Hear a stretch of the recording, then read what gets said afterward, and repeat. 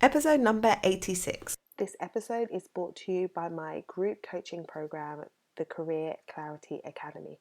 If you've been feeling stuck in your career, unsure about what the next step is, confused about how you could possibly make any type of transition, then the Career Clarity Academy is really going to help, because it will provide you with a proven framework for getting crystal clear clarity on what's the right next step for you in your career, and then give you the tools and the strategy that you need in order for you to leverage what you already know and the experience you've already gained, so that you can transition without necessarily having to retrain.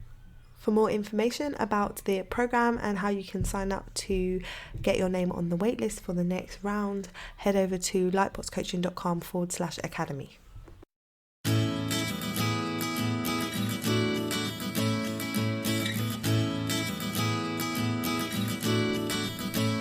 Hi, you're listening to the Careers Beyond Motherhood podcast with your host, Janine Esbrand. I'm here to help working mums like you to thrive in your careers and in motherhood. I share tips, strategies, and inspirational conversations with awesome women to help reduce the struggle in your juggle. Time for say, Mummy. Hello, and welcome to the show. It's great to be here with you again. It's tough. Right now it's tough. So if you're listening to this in real time, we are in the midst of the coronavirus outbreak, which is sweeping across the entire world. And I have to say, my heart is heavy at the moment. It is really a difficult time, but I'm trying to stay positive and focused on the things that I can control instead of worrying about the things that I can't.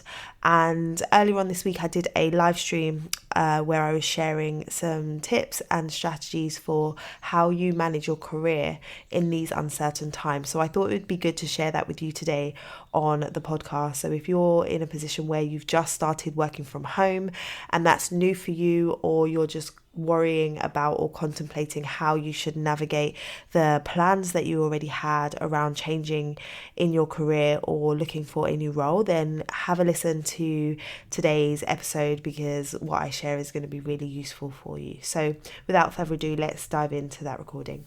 So I wanted to jump on to talk a little bit about coronavirus, because that's the topic of conversation for everybody, and all of the headlines and the news are all talking about coronavirus non-stop. And I thought it would be good to just come on and talk about it from the point of view of career and how you can handle your career in this uncertain period. So for some of you, you might be in a state where you are now having to work differently. So perhaps you're having to work from home, perhaps your office is closed like mine has, and you're having to work from home, or maybe you have been thinking about changing careers and you have been in the thick of a job search and you have an interview lined up and you're not sure how that's going to pan out. You're looking at the market, you're looking at the fact that people are talking about us going into recession, and all of these things can be evoking fear, because we're moving in territory that is completely unknown, completely unprecedented. And so it can be difficult, because you can be thinking, I have no idea, I have no frame of reference for this. Like, this is something that I've never seen happen before. This is something that the whole world hasn't seen happen before, in terms of how quickly this pandemic has grown and spread. And so what do I do? And so I just want to talk about three things today. I'm going to talk about kind of how coronavirus has affected me and my work. I'm going to talk about ways that you can be adjusting to working remotely, because that's probably coming down the line if it hasn't done so already for you, and what you can be doing in terms of your career progression and your job search, if that's something that is your focus at the moment. Okay, so that's what I'm going to talk about. So firstly, how has coronavirus affected me? So I will say that over the last few weeks, it has been crazy to me, just seeing how quickly things have progressed.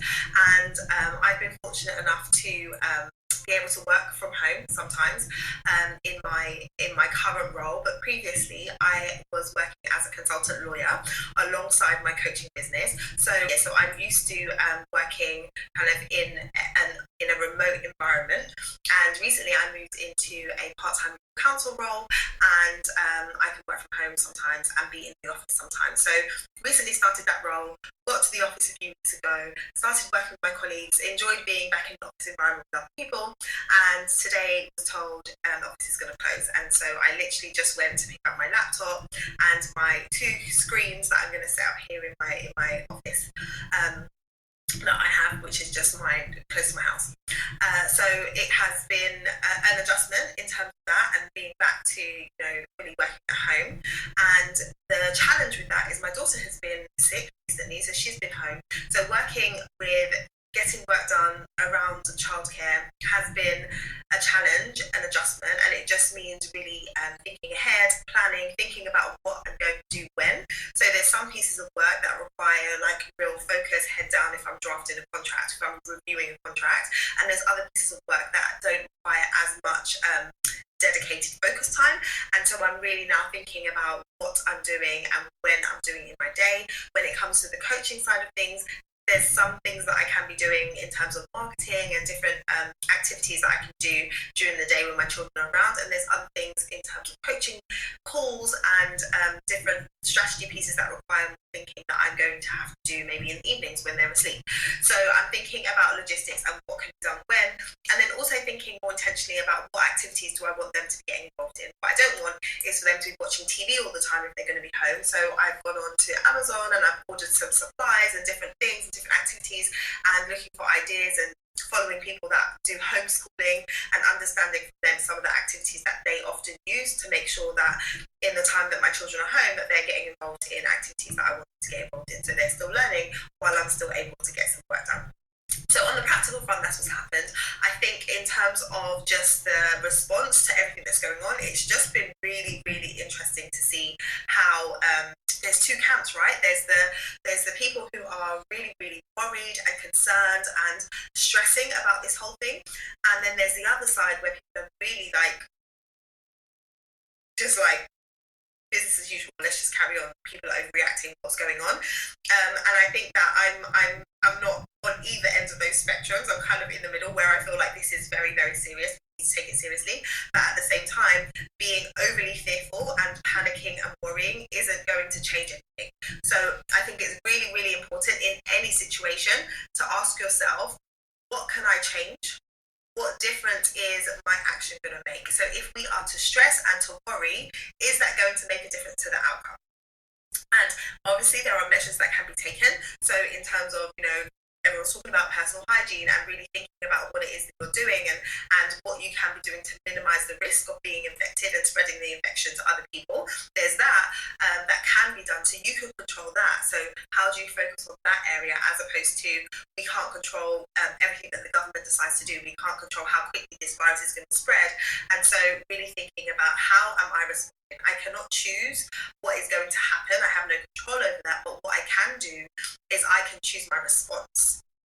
What I can do is I can choose my response. So being really intentional about my mindset and my thoughts, and as a coach I am trained to do that, to really pay attention to my thoughts and help my clients to do the same.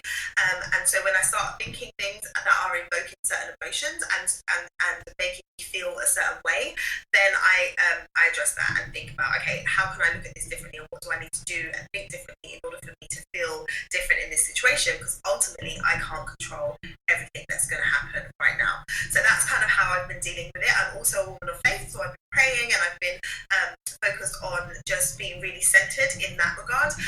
But yeah, you need to think about, what do I need to be doing right now for me to be okay with the fact that I don't know what's going to happen tomorrow. I don't know where things are going to go, because we don't know. We also don't know how long this is going to last, right? It could be that the virus peaks in the next few weeks and then we're on the down, or it could be that it goes on for months.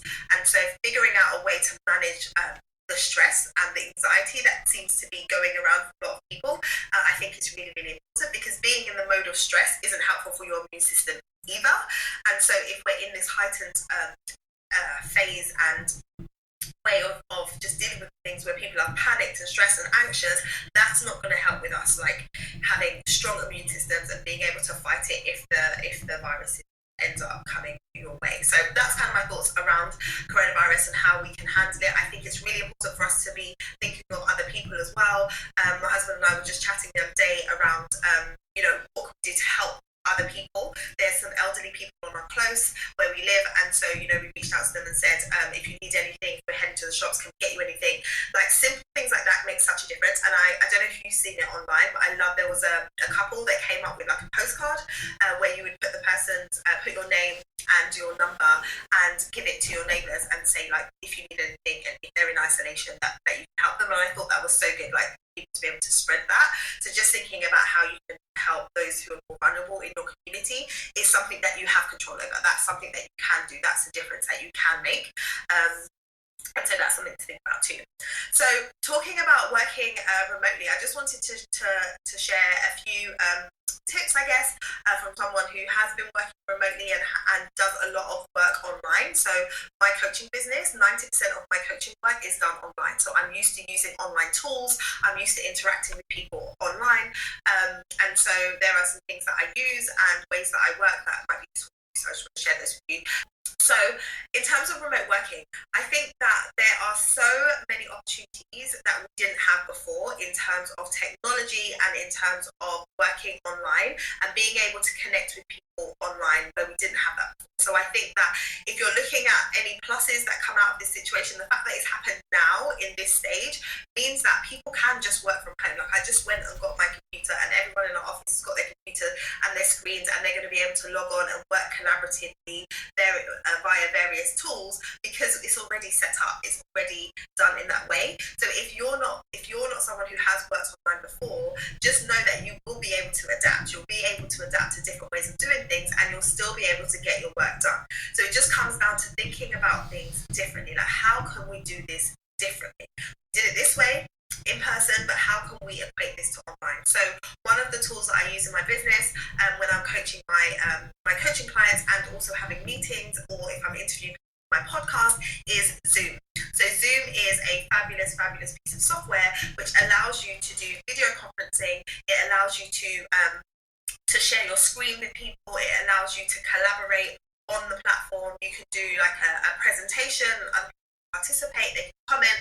And so if you are you're working from home and you want to hop on the phone with someone, instead of being on the phone, you can go into a virtual room and be speaking to them. So that's like a way that you can almost like recreate the in-person environment but do it online. One of the things that I've heard people say is they're going to feel isolated and they really enjoy the camaraderie that comes with being in the office. So the idea of going home and just being in their house on the computer doing their work makes them feel like they're going to be missing out of that connection.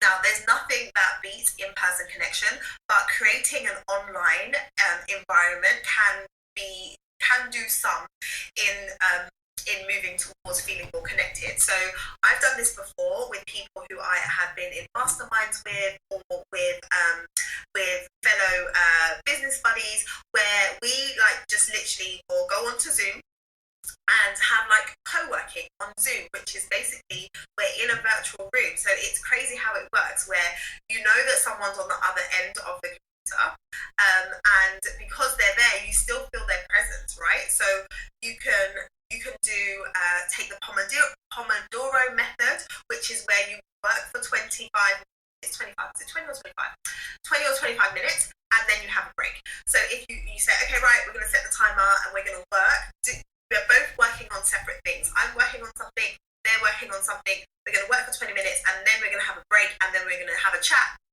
for a little bit and then we're going to say, right, okay, let's get back to work. So just that fact that there's someone else on the other end of the computer while you're doing your work and then you can just hop on and just have a chat with them the same way you would if you was to get up and go to the coffee machine at work. That is something that you can create like with your colleagues instead of just feeling like, okay, I'm working from home so I'm just by myself. That's something you can do. If you were about to run an event and you've had to cancel that event, think about bringing that online. So if you was to use something like Zoom or obviously you can use Skype or other platforms, I don't have an affiliate link for Zoom, so I'm not tied to it. I just really enjoy the platform. But you can have everybody come into a virtual room and you can have a presenter who presents the presentation that they would have presented in person and you can have people commenting on that presentation in the chat. So if you're not someone who spends a lot of time engaging in online programs or online kind of webinars or stuff like that, you might not be familiar with this and it might not be something that you do.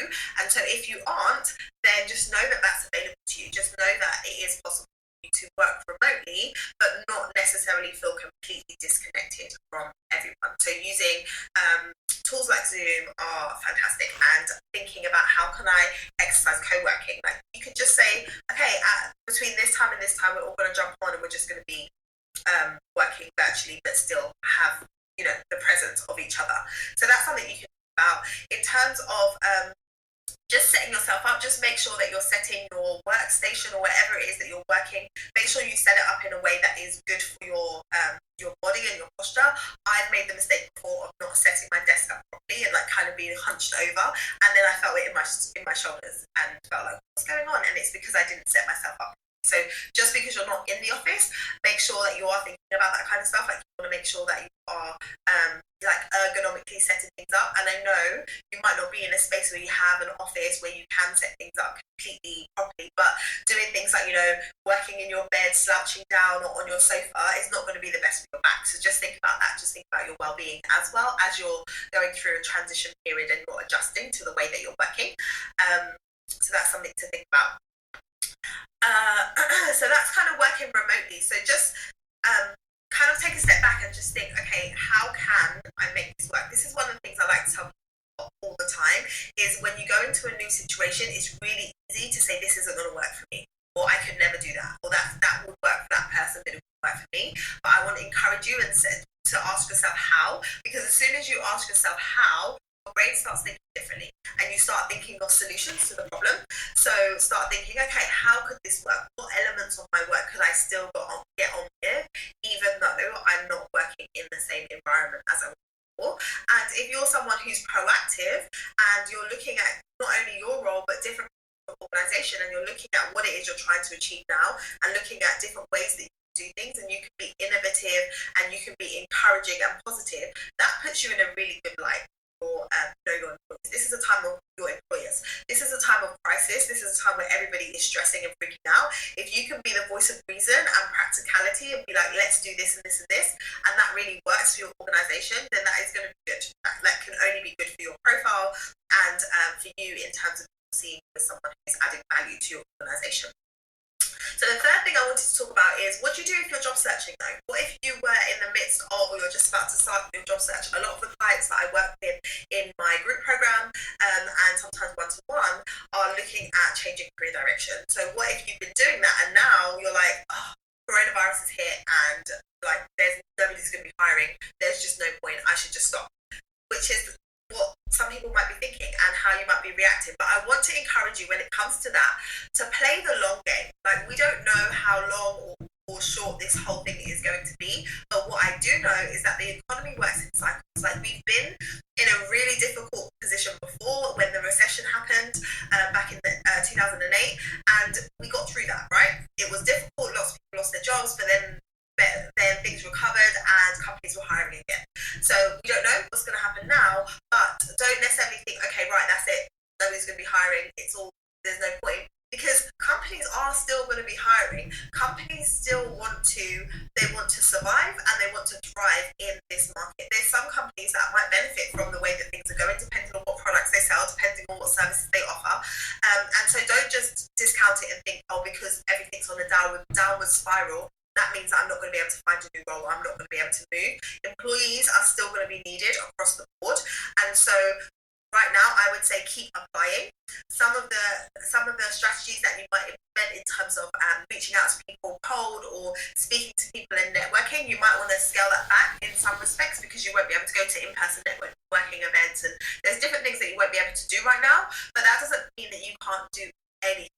So really think about, how can I take some of my interactions online? How can I do some more online networking? How can I interact with people via platforms like LinkedIn? How can I do that?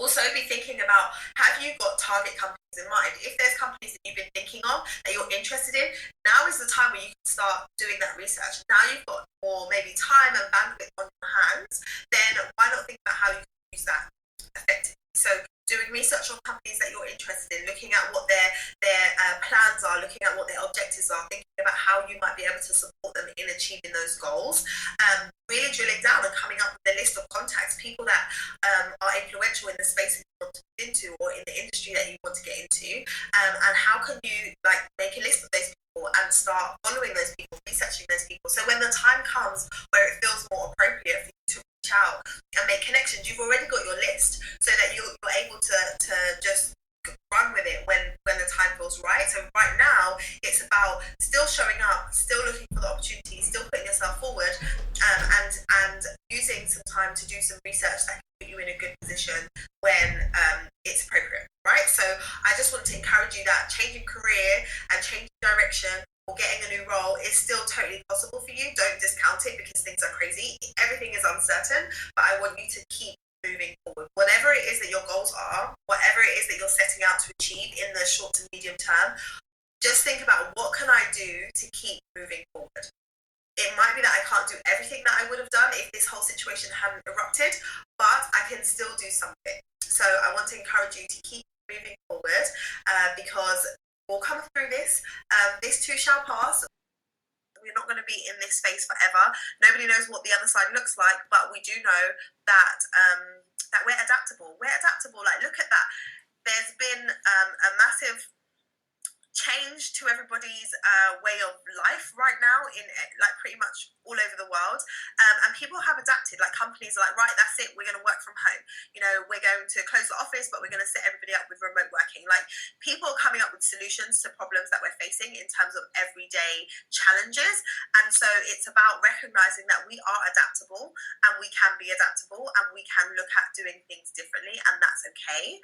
And so I just want to leave you with that and just encourage you to look at what can we do? How can we do things? How can we adapt things so that we can keep moving forward, so that we don't just stop? Because what's the alternative? If we don't keep moving forward and we just stop, we're just going to end up allowing the fear to overcome us, because we'll spend more time watching the news, we'll spend more time looking at all of the media updates and social media and getting ourselves more and more anxious. So instead of doing that, let's get productive. Not saying that you shouldn't take notice of the news and what's going on, but filling your brain with that constantly is just not helpful. And so think about what other things could I be doing. So whether that is, you know, thinking about how you can make your life and everyone else around you's life easier at this time, whether that is continuing to work towards changing your job or moving to a different career direction, or even if you're saying, do you know what, this is a great time for me to start a business and think about that, or that's something that's been on the back burner and I've been thinking about that for some time, then this is a good time to map that out, right? Spend some time thinking about what that looks like. So I hope you found that somewhat useful and that there were some tips in there that you can use and that are relevant to you as you transition into a different way of working as we're going through this difficult time. If you want to continue the conversation with me and others, then I would invite you to join my private Facebook group, which is called Career Change Made Simple with Janine Esbrand over on Facebook. And generally I talk about career change and provide tips and strategies for people to make that change. But over the coming weeks, I'll be talking about various different topics that are related to working from home and managing the differences that everybody's going to be facing as it pertains to work and juggling children and childcare and homeschooling. And so if you would be interested in that, come and join us in the group. Head over to lightboxcoaching.com/join and that will take you directly to the group.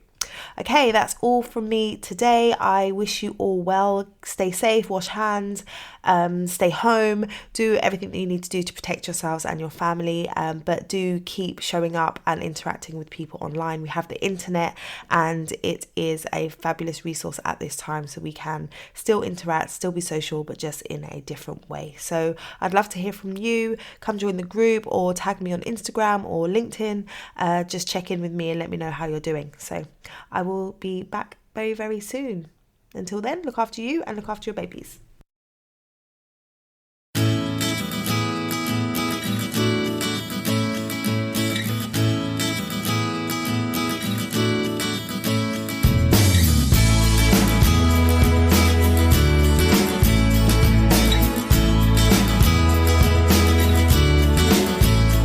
This podcast features music from Ben Sound.